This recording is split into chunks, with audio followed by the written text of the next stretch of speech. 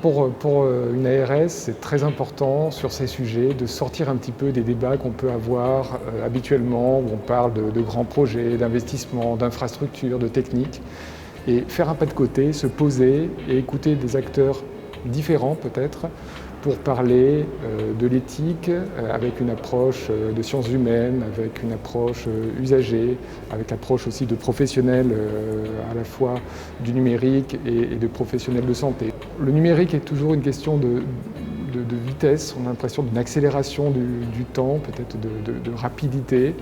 Et il y a un vrai souhait de pouvoir effectivement se poser, se mettre de côté pour prendre le temps de réfléchir aux finalités de ce qu'on fait, sans pour autant s'empêcher d'avancer, mais pour avancer de façon raisonnée, sans crainte.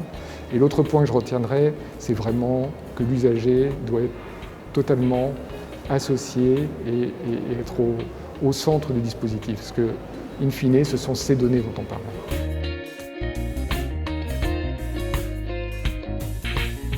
Alors dans les situations de crise, ce sont souvent des périodes un peu d'accélération de l'histoire. Donc effectivement, on a constaté que des choses qui avaient du mal à avancer depuis des années, d'un seul coup, se sont accélérées.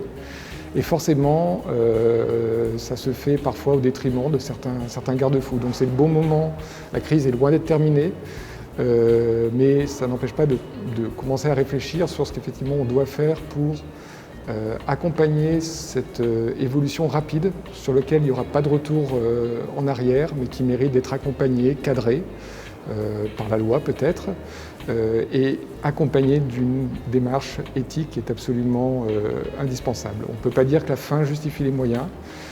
Même si c'est pour assurer une meilleure prise en charge du patient, on ne peut pas nécessairement transmettre ces données sans son consentement.